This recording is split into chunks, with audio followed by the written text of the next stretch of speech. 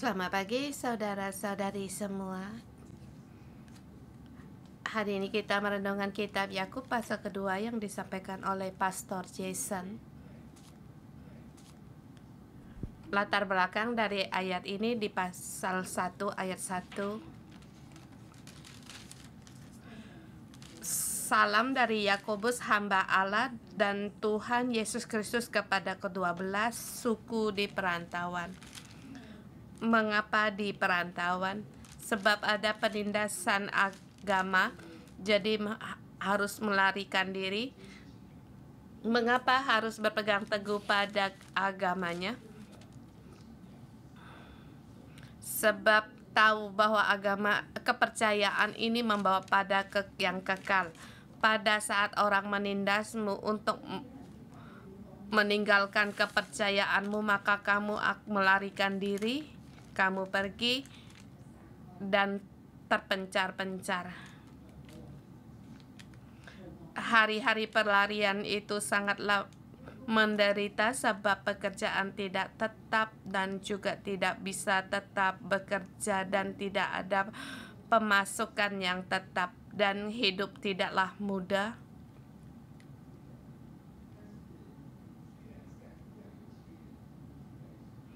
Jadi walaupun mereka tinggal di perantauan, mereka ada tinggal berkumpul bersama dan juga ada gereja. Dan di sini timbullah masalah pertama, tinggal bersama mudah untuk marah karena banyak perkara. Jadi pasal pertama dikatakan untuk cepat untuk mendengar tetapi lambat untuk berkata-kata, juga lambat untuk marah. Sebab di tangan yang dipegang adalah kepercayaan yang hidup kekal. Walaupun sekarang menderita, apakah bisa berpegang pada yang kekal atau berpegang kepada kekayaan dunia, sehingga membuat kebimbangan. Dan di sini sangat ada daya tarik, dan di sini Yakobus berkata kamu harus mendengar kemudian lakukan, harus ada kasih dan juga harus mengunjungi yatim dan janda-janda di pasal yang kedua.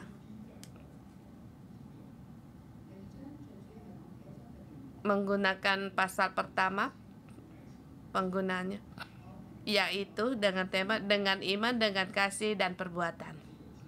Kita harus punya iman.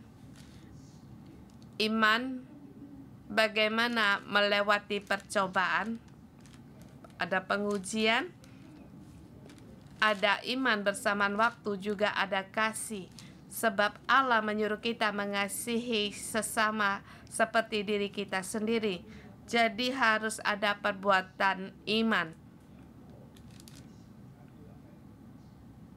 Kita percaya Tuhan, percaya apa yang Ia katakan, baru kita punya kasih. Jadi ada iman, ada kasih disertai dengan perbuatan, dibagi dua bagian dalam pasal ini ayat 1 sampai dengan 13.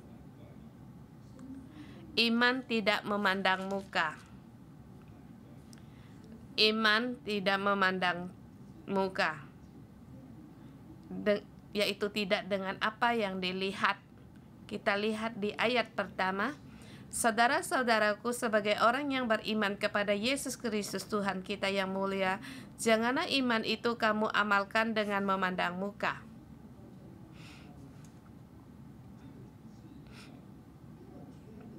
Tuhan ini yang mulia. Kita percaya kepada Tuhan yang mulia. Tuhan yang mulia ini kita lihat dari kerohanian kita, tidak melihat dari pandangan. Demikian kita percaya kepada Allah yang mulia, maka janganlah kita melihat dengan memandang muka dengan amal untuk membeda-bedakan orang. Logika untuk di ayat ini yaitu, kita lihat logikanya, perubahannya. Sebab Ayub berkata, kalau kamu memandang muka terhadap orang, maka itu pilih kasih. Kamu akan mementingkan orang yang menghargai orang yang miskin, tetapi memandang rendah orang. Kamu menghargai orang yang kaya, tetapi memandang rendah orang miskin. Dan juga dengan yang jahat untuk memastikan seseorang. Dengan demikian, dengan kejahatan menghadap itu, kamu menjadi hakim atas yang jahat terhadap dengan pikiran yang jahat. Pandangan yaitu pilih kasih,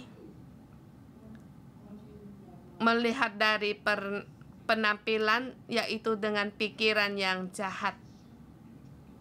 Pandangan muka yaitu memalukan orang miskin. Ayat ke-6, menghina orang miskin menurut pandangan yaitu dosa, seperti dikatakan di ayat yang ketiga. Kemudian memandang muka akan menjadi hakim tanpa kasih di ayat 13. Tanpa belas kasihan. Sebab dengan memandang muka, dengan pikiran jahat menghakimi seseorang. Jadi harus menerima penghakiman yang tidak berbelas kasihan. Jadi kita lihat Ayub melihat pikiran manusia sangat dalam. Dia melihat ada sebagian orang menghormati orang yang kaya, memberi kedudukan yang baik untuk mereka.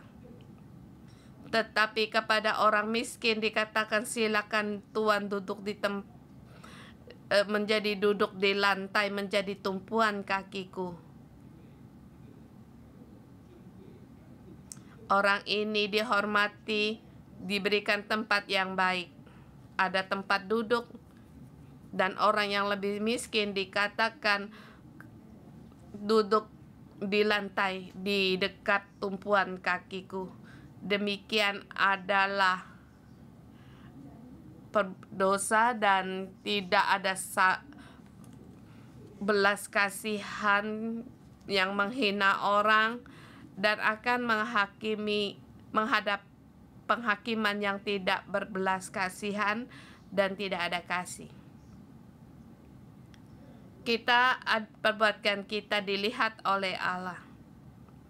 Dia tahu kamu terhadap orang yang kaya, kamu agak baik sebab kamu ingin, mungkin dia akan memberi kamu jalan hidup, menolong kamu, sehingga kamu di dunia cepat kaya. Jadi berbuat baik terhadap dia. Tetapi Yakobus berkata di sini, orang-orang ini akan membawa kamu di hadapan hakim. Mereka ini akan menindas kamu. Janganlah kamu ditipu oleh penampilannya.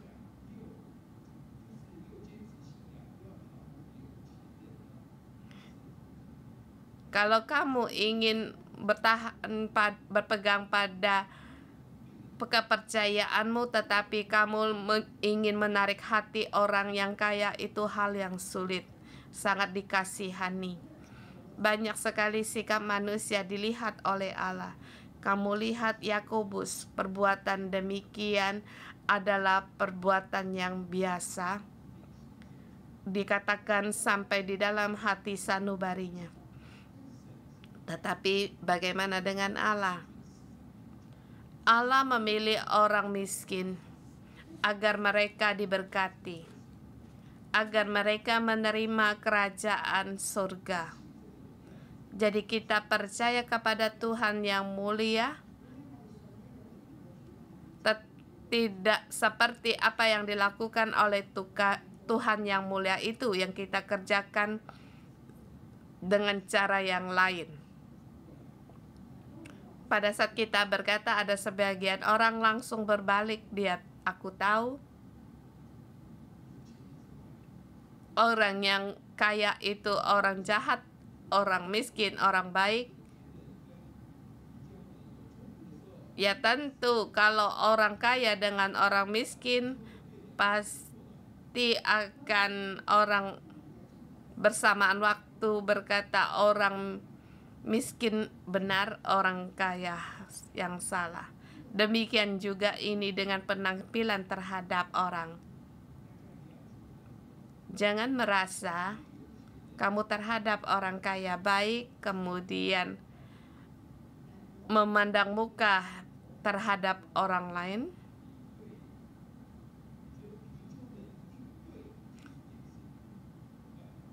Kamu menganggap orang miskin itu pasti menang, itu juga dengan membeda-bedakan orang, dengan memandang muka. Jadi tidak boleh memandang dengan demikian. Itu juga manusia, juga perlu kasih.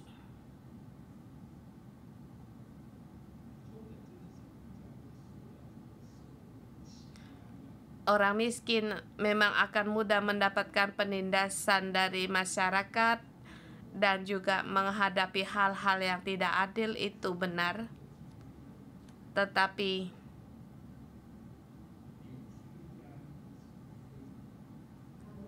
banyak juga orang yang kaya, mereka dibelokkan di juga tekanan sama saja.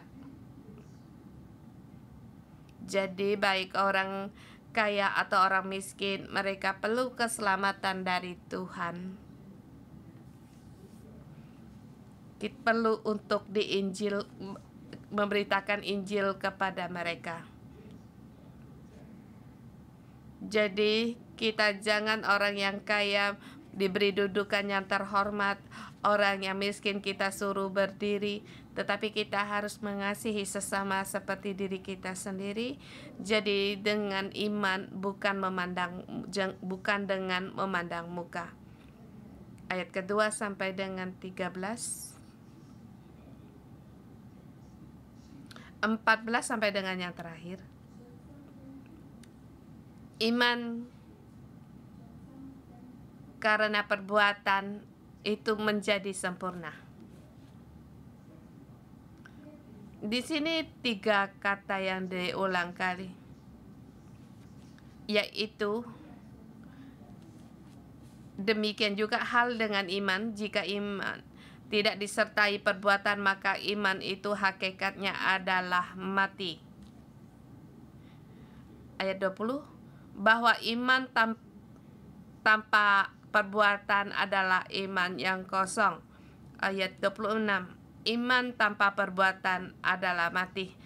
Seperti di ayat 26, sebab seperti tubuh tanpa roh adalah mati, demikian juga iman tanpa perbuatan adalah mati. Jadi sama dikatakan kita percaya dengan iman. Iman ini bisa dilihat, bukan dengan hanya di mulut dikatakan saya sangat percaya. Hal ini tidak bisa dilihat. Kalau berkata iman itu tidak bisa dilihat, tapi iman bisa dinyatakan.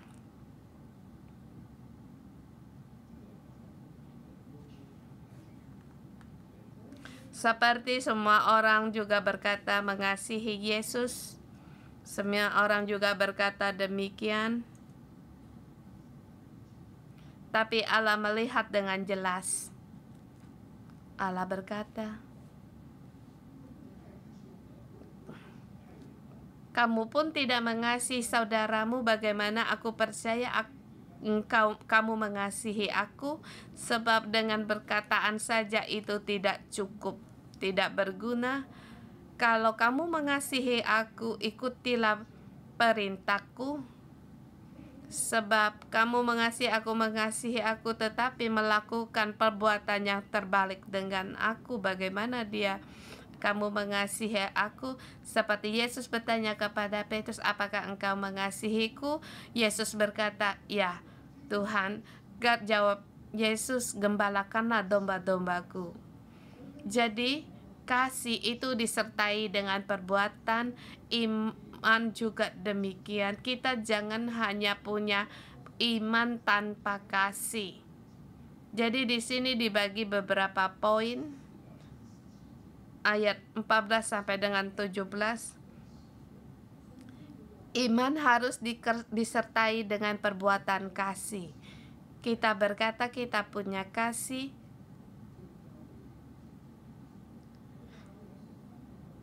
kita juga harus melihat keperluan saudara-saudari di sekitar kita. Jangan kita berkata, melihat orang perlu bantuan, kita berkata salam untukmu, tetapi kita harus menyertai dengan kasih yang disertai dengan perbuatan. Jadi di sini dikatakan iman disertai dengan perbuatan kasih. Ayat 18 sampai dengan 19, poin yang sangat spesial juga dikatakan dalam pembicaraan dikataan perbuatan dengan kasih. Di sini seperti ada perdebatan.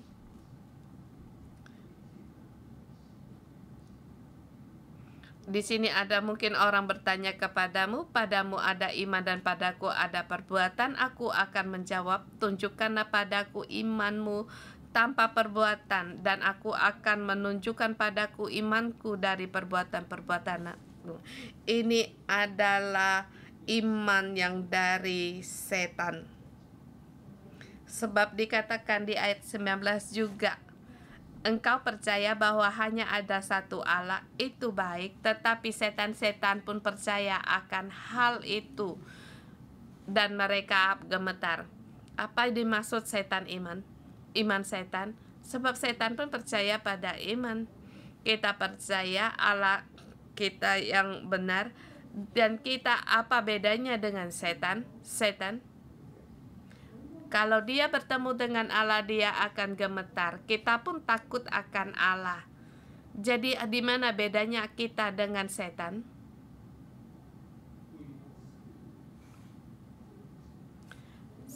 Setan, mereka pun taat kepada Allah. Atau roh-roh jahat, mengapa takut pada Allah? Seperti Yesus menyuruh roh-roh jahat keluar, mereka pun keluar. Mereka pun taat. Yesus punya kuasa. Jadi roh-roh jahat, mereka pun taat, dan kita taat atau tidak? Setan-setan taat, tapi manusia belum tentu taat. Tapi ada manusia yang taat juga sama seperti roh-roh jahat atau setan. Jadi di mana perbedaannya? Lebih tegas lagi, kita katakan setan-setan pun berdoa, kamu pun berdoa.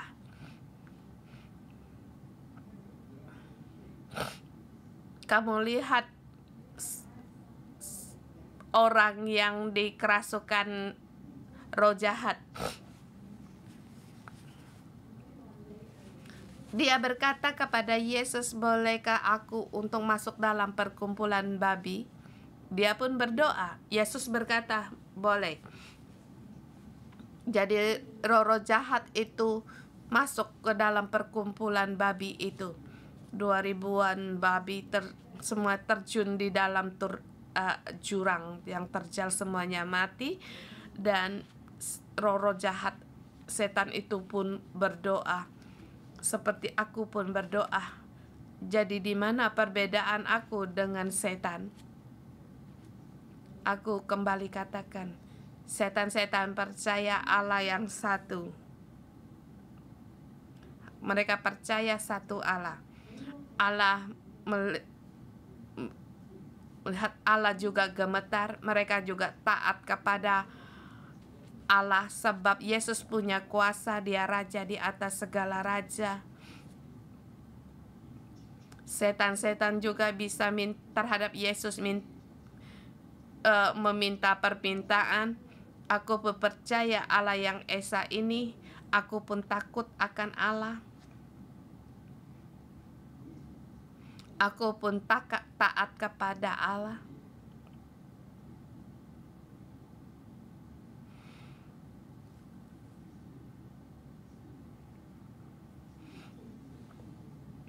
Aku taat pada Allah dan berdoa kepada Allah.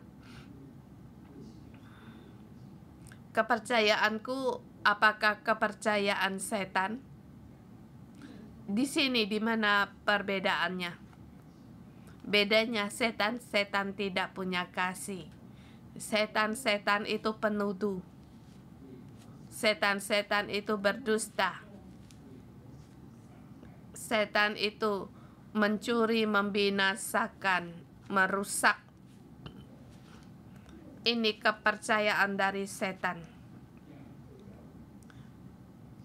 Yakobus ingin kita punya kasih. Kita berkata-kata untuk membangun orang. Kita saling mengasihi. Kita saling menolong orang lain. Jadi dengan demikian berbeda dengan kepercayaan setan-setan. Jadi waktu kita berbicara, pada saat kita melakukan banyak perkara, kita harus bertanya satu. Aku berkata demikian, apakah aku dengan kasih untuk membangun orang atau dengan sengaja untuk menginjak orang lain? Dengan demikian, kalau perkataanku dan perbuatanku merusak atau membawa hasil yang buruk, kita harus berhati-hati. Mungkin kepercayaan kita adalah kepercayaan setan. Setan akan turun di neraka. Kita tidak mau turun di api neraka. Jadi kita harus ada jarak dengan setan-setan. Kita bukan hanya berdoa, taat, dan juga disertai dengan perbuatan kasih. Di sini di perumpamaan dikatakan, yaitu Imam Abraham, dia dibenarkan karena percaya. Dia percaya kepada janjinya. Dia percaya akan janji Allah kepadanya bahwa anak cucunya seperti bintang yang di langit banyaknya. Dia percaya Allah membenarkan dia. Tetapi imannya ini dihadapi dengan pengujian, yaitu mempersembahkan anaknya yang tunggal untuk dipersembahkan.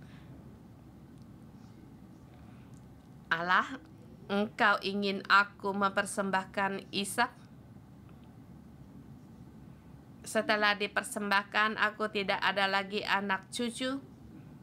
Tetapi Engkau berfirman, anak cucuku seperti bintang di langit, seperti pasir di pantai. Artinya setelah dipersembahkan akan hidup kembali. Jadi dia keputusan untuk dipersembahkan, malaikat menghalangi dia. Jadi imannya itu dinyatakan. Demikian juga imannya Rahab.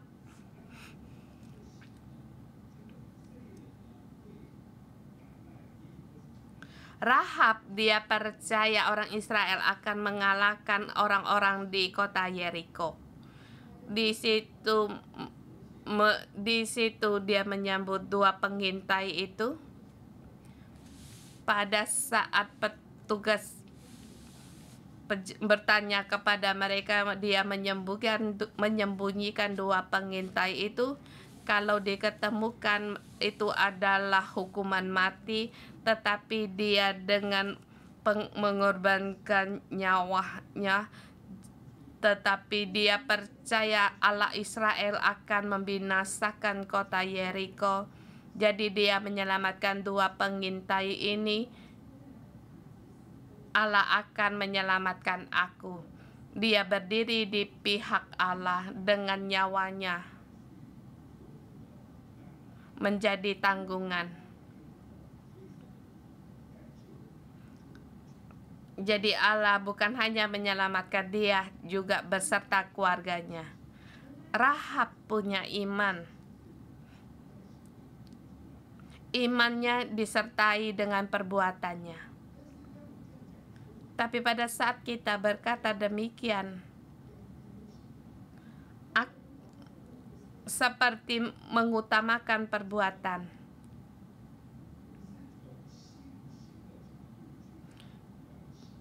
Kita harus dari segi melihat, kita juga harus disertai perbuatan. Kita dari perbuatan melihat belum tentu punya iman. Sebab dengan perbuatan sama dengan melihat penampilan atau memandang muka.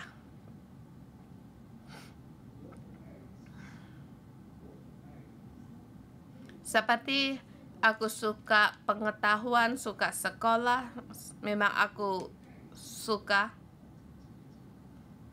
Itu akan membawa hasil yang baik. Tapi saya punya nilai yang baik, belum tentu saya suka sekolah.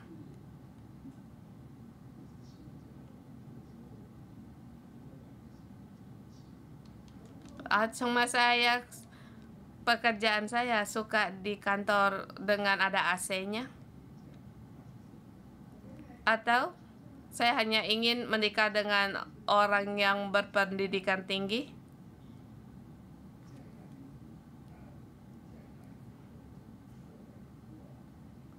Kalau demikian, kamu akan menikah dengan orang pelajar yang tinggi, kamu tidak usah sekolah.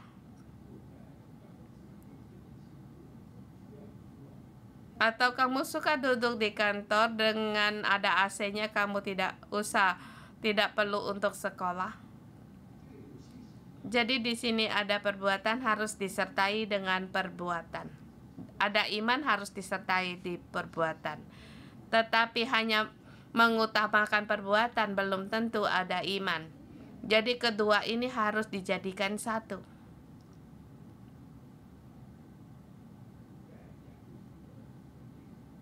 Di latar belakang kitab Yakobus,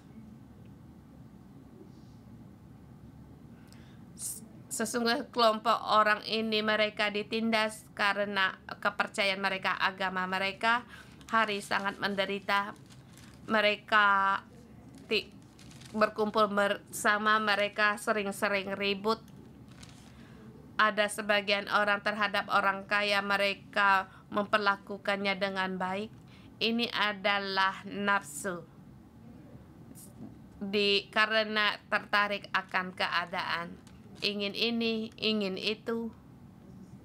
Tetapi Allah memberikan perjanjian dengan kita, berkenan pada kita. Kita ada kesusahan, kita bisa berdoa pada Allah kita, dan Dia akan memberikan anugerah hikmat kepada kita, agar kita bisa dengan sabar menghadapi hari-hari yang sulit, dan melaluinya kita akan menjadi sempurna dan kita akan diangkat. Mohon Tuhan untuk menolong kita dengan ada kasih, ada iman, ada perbuatan. Mari kita memuji Tuhan Allah kita.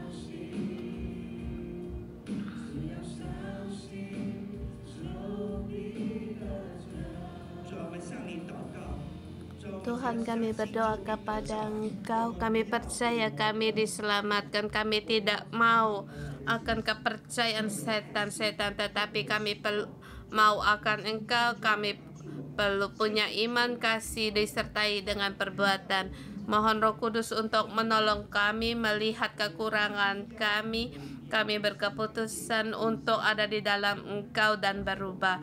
Terima kasih Tuhan, kami berdoa dalam nama Tuhan Yesus Kristus. Amin. Saudara semua, di hari ini dikatakan di kitab Yakobus harus ada iman, kasih, dan perbuatan. Tetapi adakah kita juga memandang muka terhadap orang lain? Kita lihat orang, kita dengan reaksi kita terhadap orang lain, demikian kita berbuat demikian. Kalau kita memandang-mandang muka, kita akan menjadikan satu pikiran yang jahat. Kita akan menjadi hakim dan melakukan penghakiman yang tak berbelas kasihan. Dan demikian juga kasih tanpa perbuatan juga dikatakan kita seperti kepercayaan setan-setan. Kita renungkan akan perbuatan kita. Kita renungkan kalau kita ada kesan, kita berdoa dan mengaku kesalahan kita. Kita sama merenungkan, apakah saya orang yang punya iman, punya kasih,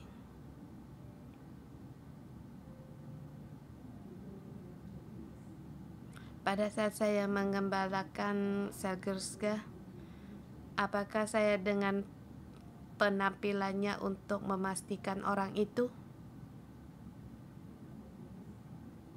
di dalam mengembalakan, adakah aku pilih kasih?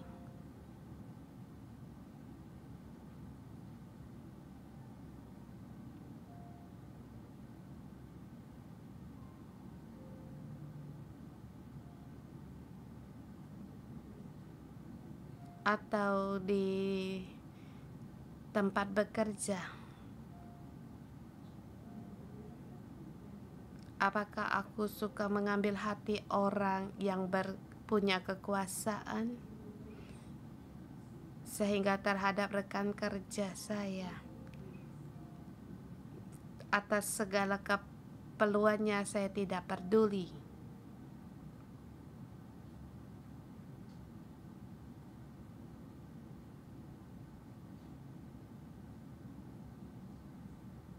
Pada saat kita merenungkan, kita mohon Tuhan untuk menerangi kita. Roh Kudus, Engkau menerangi kami. Ya Tuhan, agar kami jangan sampai terjatuh di dalam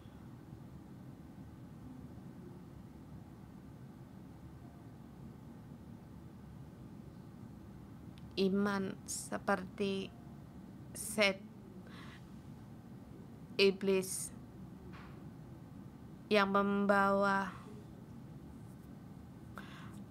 agar kami dengan tidak berdusta, dengan kasih, dengan kata-kata membangun orang lain.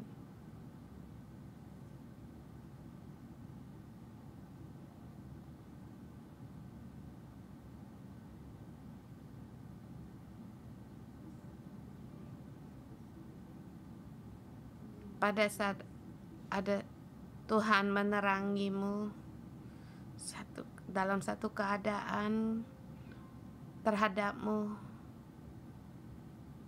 berdoalah.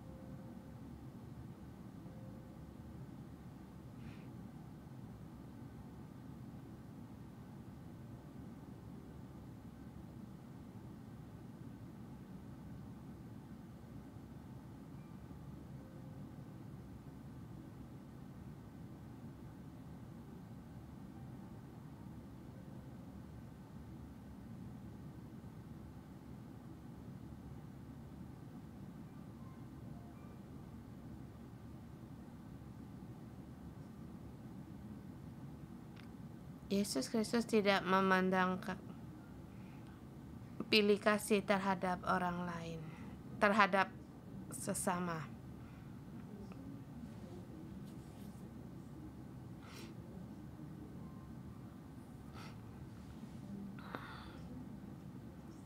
Yesus Kristus tidak bisa kita lihat, tetapi dipenuhi dengan kemuliaan Allah, dipenuhi dengan terang Allah.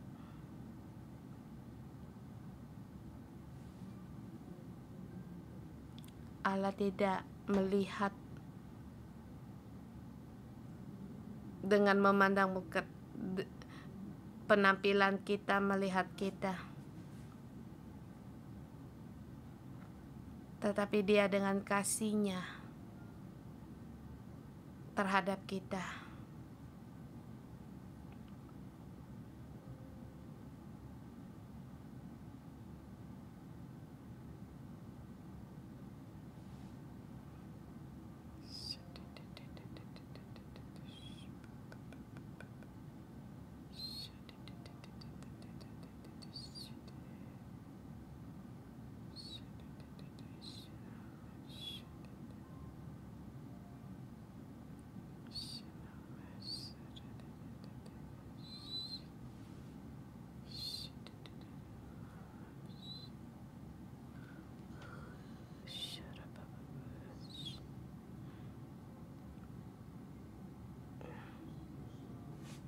Tuhan, iman kami ada kala menemu sesuatu, kami sering mengulur-ngulurkan waktu tanpa disertai perbuatan. Kami tidak mau menghadapi, kami tidak mengakui diri kami bahwa kami takut, kami tidak percaya. Dalam hal kami tidak berani menghadapi, sebab kami tidak percaya Allah akan menyelesaikan, dan tidak percaya dengan mengandalkan percaya pada Allah akan menghadapi terobosan. Tidak punya iman menghadapi kenyataan, kami dengan kebenaran menghakimi orang lain. Tuhan, kami merasa benar sendiri, kami tidak punya kasih, dan apa yang kami katakan seperti iblis, yaitu mengandung penghakiman, membedakan mana yang benar dan yang jahat. Ya Tuhan, mohon Engkau menerangi kami agar kami merendahkan diri,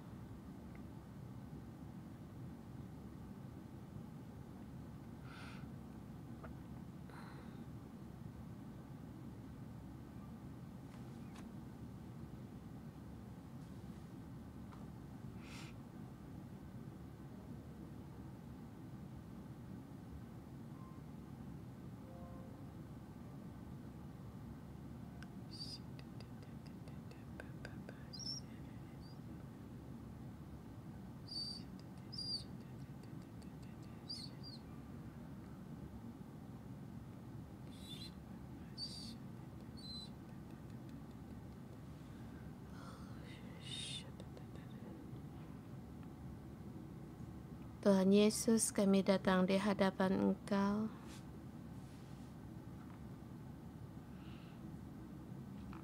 Kami berterima kasih atas Engkau menerangi kami, Tuhan, di dalam hati kami.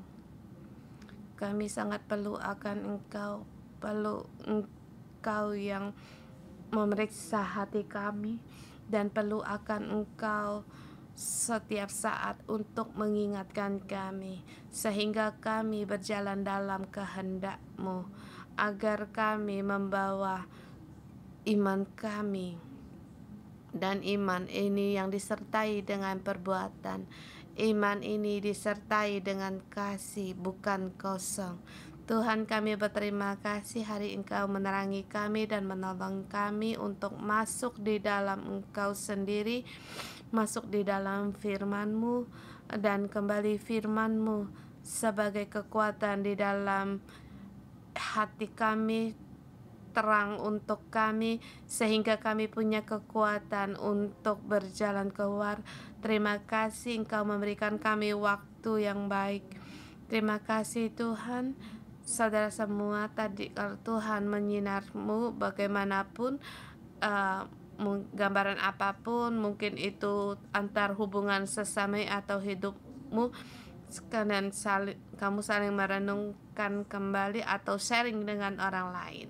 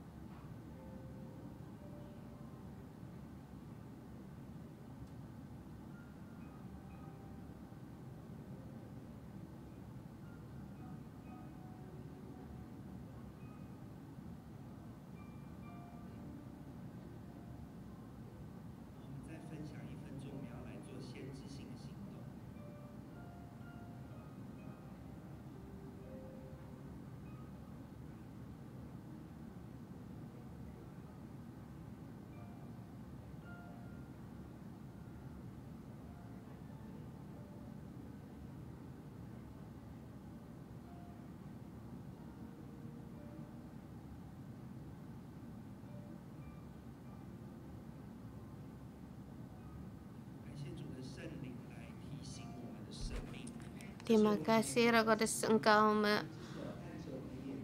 menerangi kami. Kita salah satu tangan kita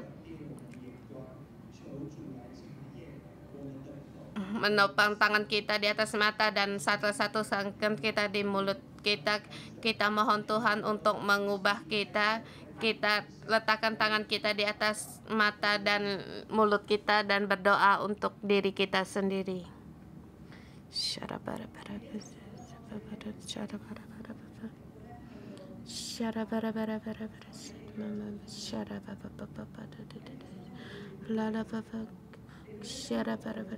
Kita mohon Tuhan untuk mengubah pandangan mata kita dan juga mengurapi mulut kita, agar mulut kita mengeluarkan kata-kata yang memberkati, yang membangun orang lain. Tuhan Yesus, kami bersyukur dan berterima kasih. Mari ikutin doa. Tuhan Yesus Kristus yang terkasih, aku mohon Allah untuk mengubah pandangan mata saya, agar saya dengan pandangan matamu untuk melihat orang-orang di sekitar saya, agar mata saya tidak membeda-bedakan orang, agar mandang saya tidak menghakimi orang lain dengan pikiran yang jahat, dan juga tidak dengan pandangan mata saya tidak pilih kasih. Dengan pandangan saya membawa kasih, hati yang damai untuk terhadap saudara-saudari kami, membawa hati penuh dengan belas kasihan dan terhadap orang-orang yang membutuhkan, saling mengunjungi. Dan Tuhan, beri pandangan mata saya penuh dengan kasih dan belas kasihan untuk mengembalikan orang-orang di sekitar saya. Tuhan, mohon Engkau mengurapi mulutku agar setiap kata-kata yang saya keluarkan tidak merusak orang lain, tetapi membangun kehidupan orang lain.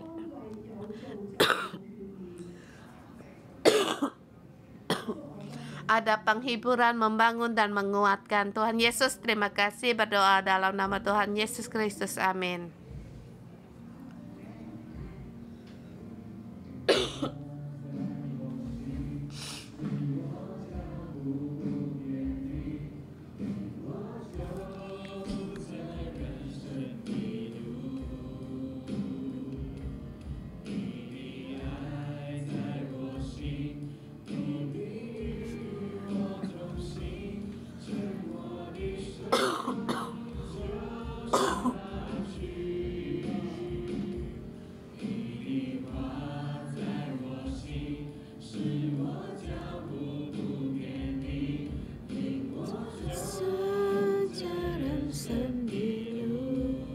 Tuhan, firman-Mu ada di dalamku yang menuntun di jalan setiap jalanku.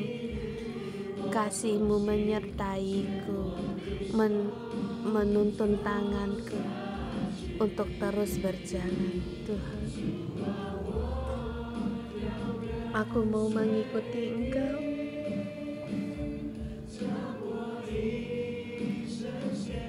Seumur hidupku aku persembahkan untuk-Mu, menjawab setiap panggilan-Mu untuk mengasihi-Mu. Seumur hidupku aku tidak akan menyimpang ke kanan atau ke kiri.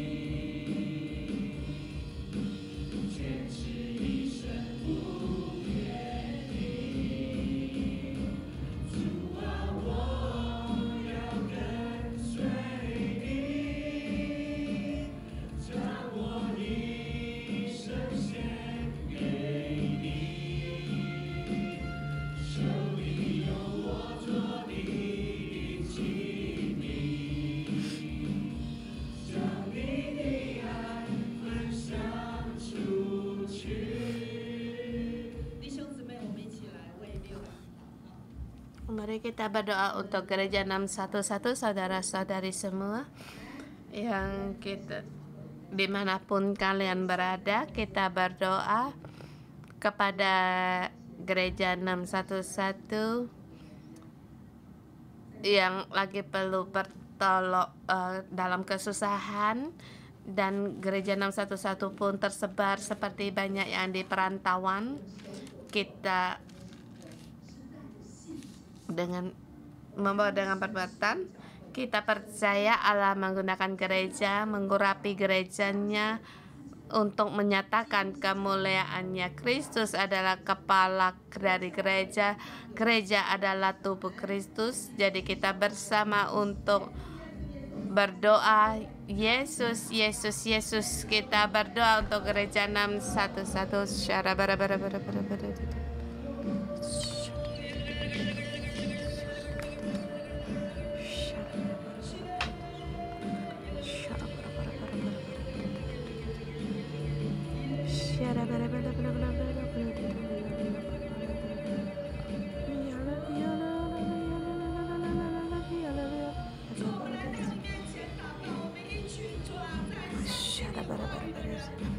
Tuhan, kami berdoa kepadamu, kepada orang yang percaya kepada firman-Mu Tuhan.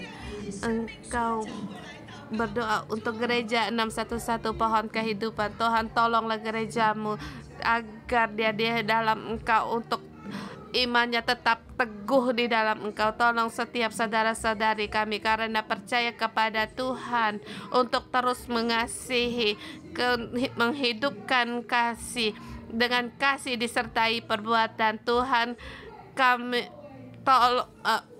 tolong kami, yang kami percaya ini adalah percaya kepada Engkau, bukan kepada percaya pada setan. Dan kami percaya dengan serta disertai perbuatan. Tuhan, kami perlu akan Engkau. Mohon Engkau mohon ampuni kami, sebab kadang kami menjadi orang Kristen pun kami bisa marah. Kadang juga dengan berkata-kata bohong kami bisa menyerah, kami tidak ingin melakukan sebab perbuat keadaan sangat sulit. Tetapi hari ini Tuhan, kami berdoa kepada Engkau dimanapun gereja 611 berada, di tempat untuk gereja-gereja ini berdoa di mana pohon kehidupan ditanamkan. Teruslah untuk berani, sebab percayalah kepada kasih-Nya Kristus. Jangan menyerah, terus mengasihi untuk saling mengasihi, jangan menyerah dengan kasih karunia Allah, sebab kita hidup di dalam kasih karunia Allah. Terima kasih Tuhan Yesus, Engkau mendengar doa kami dalam nama Tuhan Yesus Kristus, amin. Kita terima berkat. Aku dalam nama Tuhan Yesus memberkati saudara-saudari yang merindukan firman Allah, memberkatimu, doa-doamu, doa puji-pujian akan digenapi Allah di dalam hidupmu. Kamu diberkati, bahkan mendapatkan dengan kelimpahan. Engkau dikasih Kristus dan kasih Allah Bapa, minyak urapan Allah Bapa terus mengalir di dalam hidupmu, sehingga orang melihat kemuliaan Kristus ada di dalam hidupmu. Haleluya. Kita berdoa bersama dalam nama Tuhan Yesus Kristus. Kita renungan pagi sampai di sini. Tuhan Yesus memberkati.